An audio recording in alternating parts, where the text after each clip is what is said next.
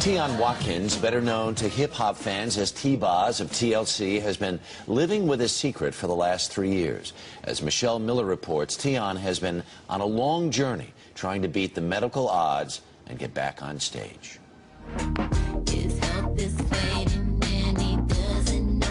If I'm waking up every day just breathing, that's a great day for me. For T-Boz Watkins, having a good day is something to sing about. As T-Boz, she was one of the lead singers in the popular 90s girl group TLC.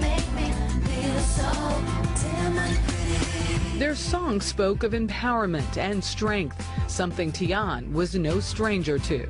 I've dealt with being in and out of the hospital my whole life. Since childhood, she suffered from the blood disorder sickle cell anemia. I was told I wouldn't live past 30. I was told I would never have kids. I was told I would be disabled. My daughter's 9. I'm 39. T-On had seemingly beaten the odds, but 3 years ago, her doctor delivered news she never imagined. But when he said you have a brain tumor, I said it, but I wasn't really taking it in all the way. It was kind of just like, this cannot be possible. Like, why this? The brain tumor was benign, but because of her sickle cell disease, the surgery was very risky. T-On could lose everything a performer needs: hearing, balance, facial movement, and speech.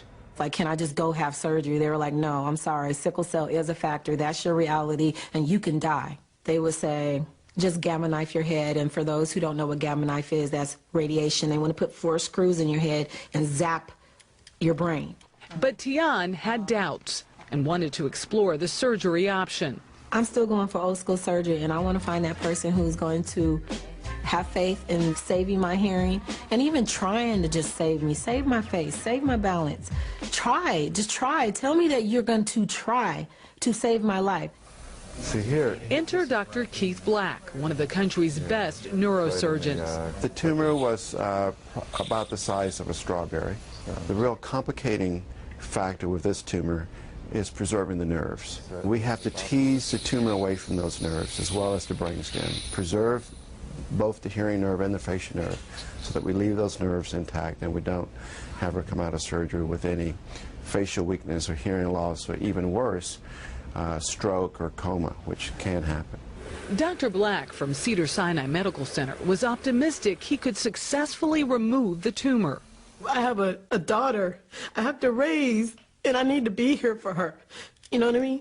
So it's just like, I want to live, and they actually made that possible. Not only was the surgery a success, it made T-On realize life was a gift to be shared. The day I got my speech back, the next day I said, now I'm going to start an album. I'm going to do a solo album. I was tired of this business. I was over it. But I'm like, okay, if God blessed me to still be able to see, hear, talk, maybe I'm supposed to do this. That I'm stronger than you know. Michelle Miller, CBS News, New York. T-On Watkins is with us. Good morning. Good morning. I'm watching you watch your own story. Does it all seem real? No, it doesn't seem like my story. Yeah. Because? I don't know. Because I feel so great and healthy. And, going through a 2-year healing process. At the time, it was hard, I won't lie, but being here now is just like a breath of fresh air and just a new day. Yeah. So it's just like, wow, that was me and my story. This tumor, I mean, it's wrapped in there in ways that they're thinking, you're going to suffer irreparable damage when we do this operation. You had to find the right surgeon. Right? Yes, I did. What were you searching for? What did you know you had to hear that person say in order to entrust your life to them?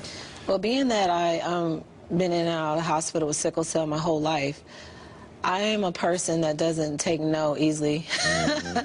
And I go off of vibes and feelings in my gut and my heart.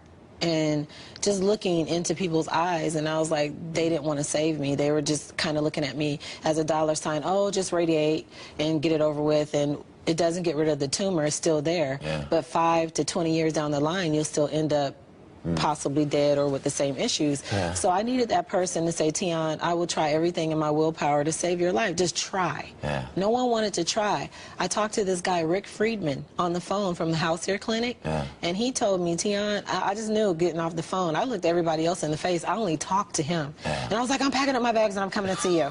We're coming there. We're going to California. This is it.